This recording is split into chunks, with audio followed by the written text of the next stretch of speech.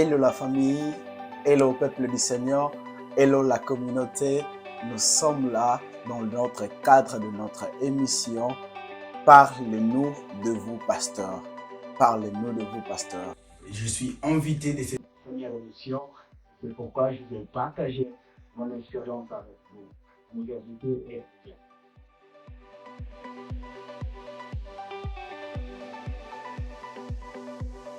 Je suis le pasteur Lionel Koubatila, Ricardo pour les autres, et c'est par la grâce de Dieu que nous servons le Seigneur aujourd'hui.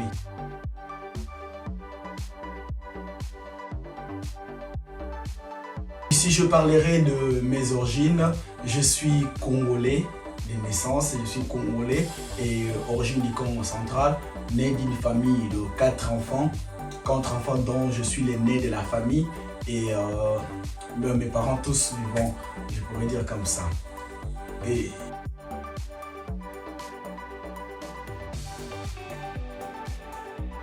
oui, j'ai connu le Seigneur, c'est depuis 2006. En 2006, j'étais dans un groupe de jeunes, du quartier et c'était moi qui étais le président du groupe, mais il y a au travers d'un frère du quartier aussi qui m'a aidé à s'approcher à Dieu et de connaître Dieu.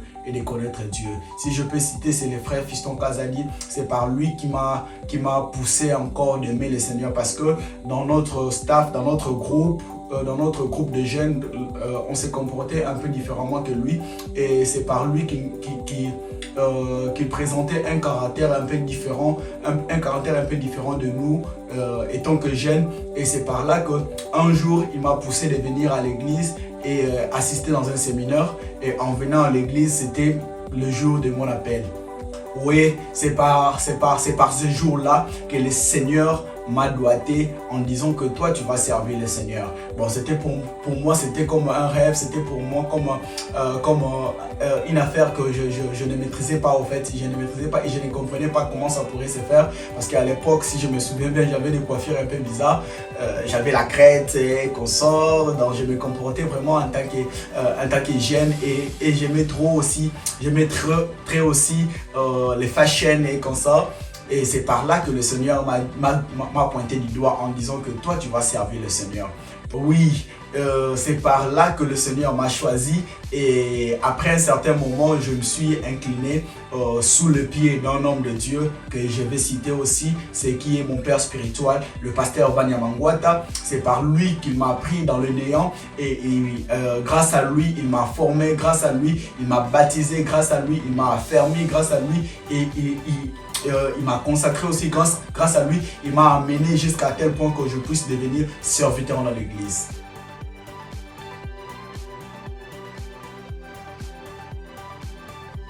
Oui, c'était un peu compliqué, c'était un peu différent, parce que de nature, avant, j'étais un peu timide, du genre que je parlais pas beaucoup devant les gens, et parce que d'abord que j'ai bégayé, et c'est grâce à lui qui m'a forgé et qui m'a formé en disant que non, tu peux mieux faire, parce que dans la Bible, il y a aussi des gens qui bégayaient, qu'on sort, mais le Seigneur l'avait choisi pour servir le Seigneur. Oui, un jour, il m'a dit que toi, tu seras un grand serviteur de Dieu, mais je ne croyais pas à cela, parce que je voyais juste le présent, mais je ne connaissais pas mon futur. Oui, par lui, j'ai été vraiment formé, par lui, j'ai été vraiment forgé. C'est par lui que Dieu est passé pour m'amener dans un terrain où que je devais vraiment comprendre qui est le Seigneur pour moi. C'était vraiment important pour moi, et par la grâce de Dieu, Dieu a permis. Oui, c'est par lui que je me suis devenu serviteur à l'église. Bon, avant, j'étais technicien à l'église, arrangeur de sons et consorts, et regroupeur des instruments après les cultes. Mais un jour, il m'a dit que non, toi, tu vas servir le Seigneur. Et je m'en doutais vraiment beaucoup, parce que je ne savais pas comment commencer et comment en finir. Mais il m'a commencé avec la modération et consorts à l'église. Et à cette époque-là, je me souviens encore, il n'y avait pas des instruments complets. Donc, c'est-à-dire, on modérait avec avec les tam-tams, et c'est parti comme ça. c'est parti comme ça. Mais pour moi, ça a été vraiment une grande école parce que ça m'a forgé et ça m'a donné le caractère de l'intercesseur. Et c'est par cette pratique-là qui m'a permis d'être aujourd'hui ce que je suis. Oui, j'aimerais jeter vraiment beaucoup de fleurs pour lui parce qu'il a beaucoup contribué sur ma formation et pour ce que je suis aujourd'hui. Il y avait personne qui croyait en moi, ni ma famille, ni mes amis, ni mes collègues, ni mon environnement. Mais lui, il a cru en moi. Voire même qu'à l'église, il y avait des diacres, il y avait des anciens qui nous combattaient, la nouvelle génération, en disant que pourquoi vous donnez trop confiance aux jeunes, pourquoi. Mais je retiens encore quelques mots que mon père spirituel me disait toujours. Et il disait toujours vis-à-vis aux gens qui nous accusaient d'une manière à une autre, en disant que moi je ne les regarde pas aujourd'hui, mais je regarde leur avenir. Oui, c'est par cela que Dieu a fait qu'aujourd'hui que nous puissions être ce qu'on est aujourd'hui.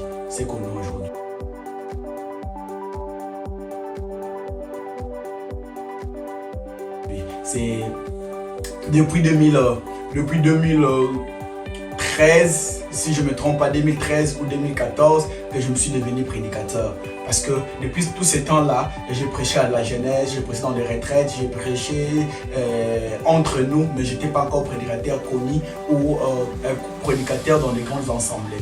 Mais en 2013, le Seigneur a permis qu'une nouvelle génération puisse monter à l'église, et c'est par là que mon père spirituel nous a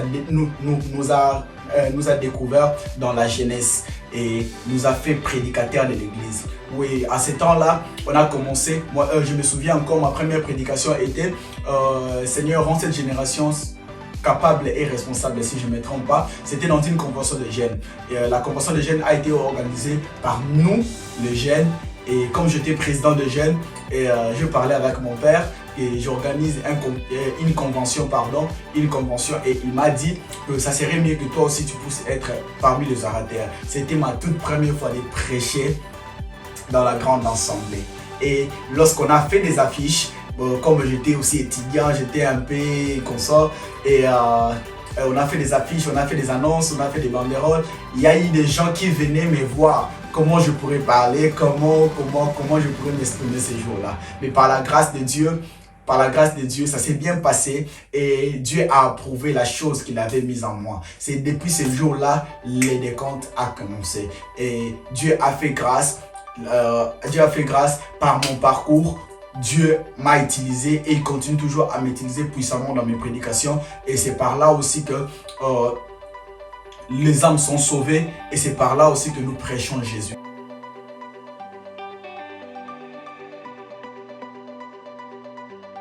Oui, je pourrais dire que je suis une fierté pour mon père spirituel, je suis une fierté aussi pour ma famille parce que dès mon origine, comme je l'ai dit, il y a eu ma famille qui était tous catholiques, mais grâce à moi, aujourd'hui ma famille sont dans les réveils et ils sont baptisés et ils sont affermis dans les réveils et je pourrais juste bénir Dieu pour ces parcours. Oui, par la grâce de Dieu, Dieu a permis que je puisse d'abord connaître le Seigneur afin que de ramener ma famille aussi en Dieu. Aujourd'hui, je peux bien témoigner qu'il y a ma mère qui sert Dieu, il y a mon petit frère qui sert Dieu, il est dans le bon chemin de Dieu et c'est un serviteur de Dieu, donc je bénis Dieu pour ça.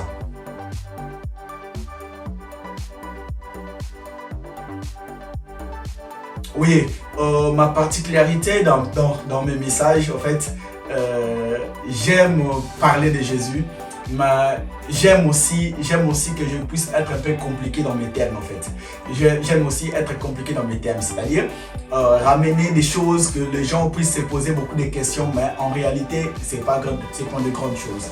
Bon, j'aime un peu compliquer la nature, mais en réalité, c'est pas une complication. Donc, je suis comme ça dans mes prédications. Toujours apporter la touche que j'ai sur tout ce que les gens peuvent savoir.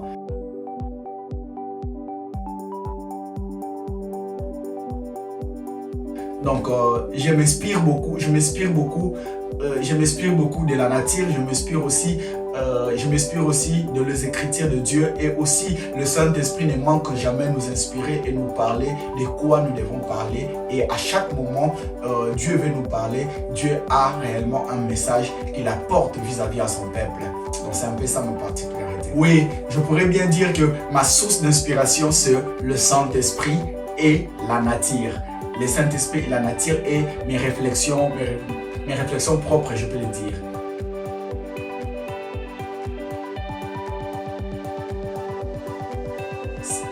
Oui, c'est depuis 2022 que je suis en Angleterre et par la grâce de Dieu, je suis en train de servir le Seigneur dans la communauté Sound of Trumpet avec le pasteur Danny Mitumini qui est notre représentant légal de la communauté.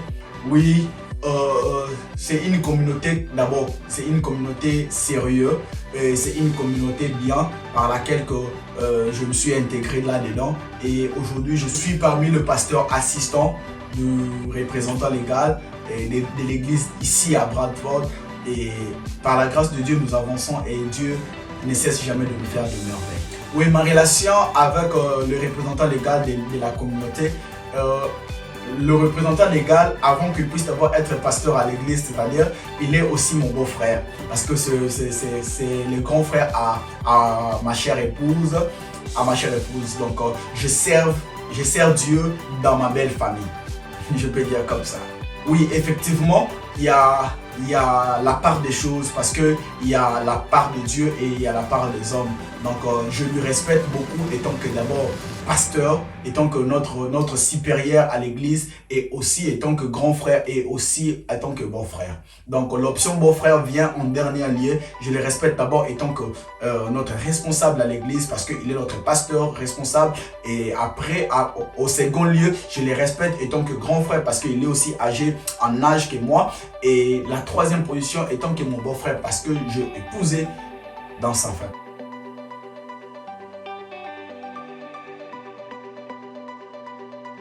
Oui, il y a tant des objectifs fixés pour des années qui suivent ou des années qui viennent. Par la grâce de Dieu, je sais que petit à petit, Dieu permettra que nos objectifs soient réalisés.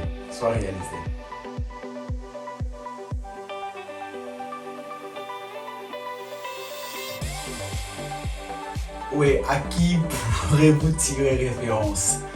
Je pourrais bien le dire aujourd'hui, référence en qualité d'une personne que j'admire beaucoup et j'aime beaucoup écouter, c'est le pasteur Atoms et le papa Roland Dallot et le pasteur Atoms. Bon, en fait, particulièrement, je suis un enseignant aussi de la parole de Dieu, prédicateur, enseignant, écrivain,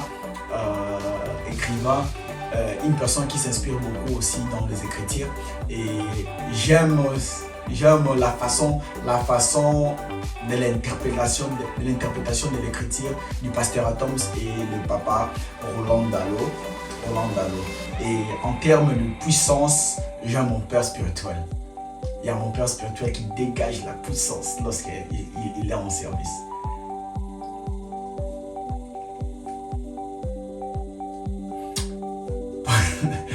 Pourquoi avez-vous des thèmes compliqués? Oui, parce que j'aime toujours apporter une touche particulièrement de moi. J'aime être un peu compliqué dans mes exhortations et mes prédications, afin que les gens tirent curiosité de venir et écouter. Donc c'est juste ça.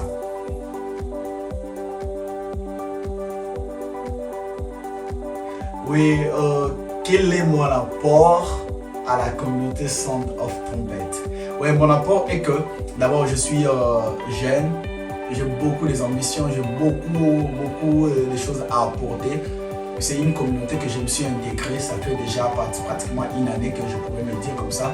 Et c'est par la grâce de Dieu qu'on essaye d'apporter ce qu'on pourrait apporter malgré nos faibles moyens, malgré nos insuffisances. matériel, mais par la grâce de Dieu, de l'EP que nous avions, ça nous permet d'exploiter et de faire encore connaissance ou d'apporter une nouvelle touche dans tout ce que nous faisons. C'est-à-dire, nous travaillons dans la technique, je suis entre-temps dans la logistique, je suis dans l'administration, je suis pasteur, je suis dans le pastorat, je suis dans l'intercession, donc je suis dans tout, je peux dire. Donc je suis dans tout. Je viens à temps à l'église pour arranger, je viens à temps à l'église pour ouvrir les portes, donc je me suis intégré et je cherche toujours à apporter ma touche particulière à l'église. Donc si je pourrais dire de mon apport dans la communauté, c'est-à-dire nous voulons un peu faire les choses d'une manière autre. Et malgré nos faibles moyens, malgré nos petits efforts, nous voulons un peu ramener quelque chose sur le plan numérique, sur le plan croissance spirituelle, sur tout le plan en fait. Sur tout le plan. Sur tout le plan.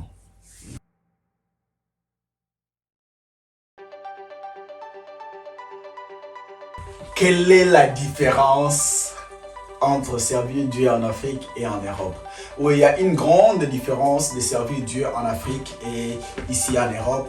Par ma petite expérience que j'ai à observer, selon mes observations, j'ai compris que en Afrique, malgré beaucoup, il y a beaucoup de négligence, il y a beaucoup de choses, mais en Afrique, nous servons Dieu plus mieux qu'ici en Europe. Pourquoi je le dis? Parce qu'en Europe, d'abord, la structure ou l'environnement ne nous permet pas d'être libre en esprit et de développer ce que vous voulez faire. Par rapport qu'en Afrique, il y a la liberté de l'esprit et il y a la liberté de l'environnement en fait. Vous allez voir qu'en Afrique, nous avons des veillées de prière, en Afrique, nous avons des séminaires, nous avons des campagnes d'évangélisation, nous avons toutes sortes de manières pour évangéliser et apporter notre touche dans tout ce que nous voulons faire. Mais contrairement ici en Europe, il y a tellement de complications, il y a tellement de choses et qui ne nous permet pas d'être libres en fait dans les choses de Dieu. Tel que par exemple, vous ne pouvez pas afficher dans le mur, sinon on va vous taxer des taxes, vous ne pouvez pas faire des banderoles, si vous ne payez pas des taxes qu'on sort, des impôts et qu'on sort. Et hormis ça, il y a la nuisance son nom, vous ne pouvez pas faire des veillées avec des instruments, pourquoi? Parce que vous allez déranger les voisins. Hormis ça, il n'y a pas assez de membres dans les églises. Pourquoi? Parce que tout le monde est occupé, tout le monde est busy dans ce qu'il fait, dans son travail, dans ses occupations. Et donc il n'y a pas vraiment les temps consacrés pour Dieu. Et comme nous voyons en Afrique, un pasteur qui est à full time, il est en plein temps à l'église et comme ça, mais c'est différent d'ici. Ici, tu verras que le pasteur est au travail, il peut vous dire que le dimanche, il va travailler, donc le dimanche, il a son shift et comme ça, ça ne lui permet pas d'être à l'église. Donc, c'est contrairement en Afrique. Donc, pour moi, l'Afrique, ou particulièrement l'RDC, parce que je n'ai pas sillonné toute l'Afrique, particulièrement en RDC, moi, je pourrais dire que non, ils sont tellement bénis et j'ai vraiment envie de retourner envie de retourner, pas d'aller vivre, mais envie de retourner pour aller encore exercer mes fonctions ministérielles. Oui, la particularité de l'Afrique est que en Afrique, les gens sont aussi dévoués, les gens sont zélés dans les choses de Dieu. Contrairement ici en Europe. Ici en Europe, c'est le pasteur qui est derrière le fidèle. Mais contrairement en Afrique, c'est les fidèles qui sont derrière Dieu. Donc, ici, on pousse les fidèles de venir à l'église, mais en Afrique, les fidèles viennent chercher le Seigneur. Donc ici, comme si apparemment, les gens viennent à l'église pour les gens, donc pour les autres en fait. S'il y a quelque chose qui se passe mal, et ça lui permet d'être frigide envers vous. Pourquoi? Parce que peut-être quelque chose qui a cloché, peut-être quelque chose qui n'a pas marché, et ça ne lui a pas permis d'être dans son assiette, et il peut fuir l'église.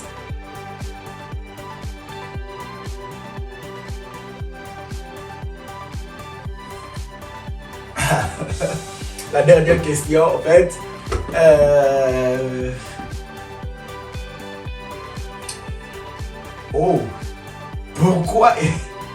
pourquoi j'aime ma femme? Ouais, j'aime ma femme parce que c'est ma moitié. c'est ma meilleure amie, c'est une confidente pour moi. C'est une personne que j'ai accepté de partager toute ma vie ensemble avec elle. Et c'est vraiment mon support. C'est vraiment mon support en tous les sens, dans tous les sens, pardon. Je me redire dans tous les sens. Dans la spiritualité, physiquement, moralement, financièrement et dans tous les sens. Donc, il est vraiment mon support. Parce que grâce à elle, et lorsque je suis abattu, c'est elle qui me relève pour me dire que non, courage, ça ira et comme ça. Donc c'est vraiment une motivatrice pour moi. Je sais que c'est une femme et des fois aussi elle est un peu faible dans certaines situations, mais j'aime sa partie motivation en fait et j'aime sa partie intercession. Parce que je le dis toujours à chaque fois, lorsque moi je intercède pour les autres, toi aussi tu peux le faire pour moi. Donc c'est vraiment une meilleure amie pour moi, c'est vraiment un amour pour moi, c'est une meilleure personne pour moi, et je pourrais dire aussi que c'est la mère de mes enfants. Donc la mère de mes enfants, lorsque je regarde mes enfants, lorsque je regarde tout ce qu'elle fait pour mes enfants, et je vois qu'il y a une reproduction de moi en fait sur terre. Donc elle est tout pour moi,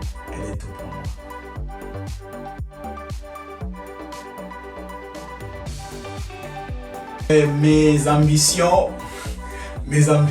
bon, étant que serviteur de Dieu, étant qu'homme de Dieu, je pourrais dire que j'ai tant des ambitions à réaliser, et étant aussi jeune, j'ai tant des ambitions à réaliser. Mais dans le service de Dieu, comme c'est une émission consacré à Dieu, dans le service de Dieu, mes premières ambitions est que je puisse finaliser mes ouvrages que j'ai eu à écrire. Ça fait déjà beaucoup d'années qui ne sont pas encore publiés aujourd'hui. J'ai pratiquement 4 ou 3 ouvrages qui sont déjà prêts ou ready à publier, mais faute de moyens, faute des insuffisances monétaires ou manque de production ou de duplication, donc les livres n'est pas encore sorti. Ouais, mon premier livre que j'ai écrit en 2000, je l'ai commencé en 2017, si je ne me trompe pas, en 2017, si je l'ai commencé en 2017. Mon premier livre qui a été intitulé La conjugaison qui ronge ma génération. Ouais, La conjugaison qui ronge ma génération. Et mon second livre, c'est L'onction dans un vase. Et mon troisième livre, c'est Double face. Et le quatrième, c'est ce que tu penses et ce qui t'arrive. Oui, ce sont des ouvrages que j'ai eu le temps d'écrire par mes moments lorsque je suis seul, lorsque je me concentre un peu dans les choses de Dieu. C'est par là que Dieu m'inspire et je m'inspire beaucoup de la nature, je m'inspire beaucoup des choses, je m'inspire beaucoup du monde et je m'inspire aussi beaucoup de la parole de Dieu, et cela me permet d'écrire quelques ouvrages pour le Seigneur et pour l'édification de son peuple. Oui, la plupart de mes livres, ce sont mes prédications. Dans la plupart de mes livres, ce sont mes prédications. Ce sont des prédications, peut-être je les prêchais et après un certain moment, j'ai écouté l'Esprit de Dieu en me disant que non, je pourrais bien l'écrire comme livre. Donc c'est comme ça. Oui, je ne suis pas seulement pasteur, mais je peux me dire que j'ai plusieurs casquettes. Je suis pasteur, je suis ingénieur, je suis écrivain, je me débrouille pas mal aussi dans certaines choses. Donc je suis dans tout en fait, je vais dire comme ça. Je suis dans tout. Par la grâce de Dieu, on se focalise dans ce que le Seigneur nous oriente. Petit à petit, il y a certaines choses qui vont encore se développer en nous. Ouais, si je pense un jour aussi de la musique. En fait, j'aime la musique. J'aime vraiment la musique. Je suis tellement ménomane. Je suis tellement fan de la musique. J'aime la musique d'une manière impossible. Donc j'aime la musique. Mais malheureusement, je n'ai pas une belle voix comme les autres. Mais je compte faire la musique. Même en slamant, mais je vais le faire. Il y a une chanson que j'ai écrite en 2016, je ne me trompe pas, 2016, avec le frère Yves Rasseré, je le salue aussi. En passant, j'ai écrit une chanson, Je te lève. oh, c'était une chanson tellement merveilleuse. Comme lui fait du rap gospel, moi je pourrais bien faire les slams. Et c'était comme ça notre collaboration. On pensait vraiment le produire, on pensait vraiment le faire sortir, mais malheureusement Dieu n'a pas permis que les projets puissent aboutir jusqu'à la fin. Il y avait déjà les beats, il y avait déjà tout ce qu'on avait prévu pour la chanson puisse sortir. Et c'était ce qui nous restait était que nous puissions partir au studio pour faire pour poster les voix et finir les refrains. On n'a pas eu à arriver à notre fin de projet, mais je sais qu'un jour je vais répondre. Je vais répondre. Oui, comme je l'ai dit que je suis, comme je l'ai dit, je suis écrivain. Je suis écrivain. Je m'inspire un peu beaucoup des écritures et le Seigneur m'aide vraiment. Le Seigneur m'aide à chaque moment que je peux m'asseoir comme ça et il y a tant de pensées qui me viennent et je peux aussi écrire une chanson, je peux aussi créer quelques paroles qui pourraient être aussi bénéfiques ou avantagées pour le royaume et pour l'avancement du gospel. Oui, par la grâce de Dieu, je bénis cette année 2023. Je sais que Dieu ne manquerait pas de nous faire du bien. Merci beaucoup. À notre prochain numéro. Merci.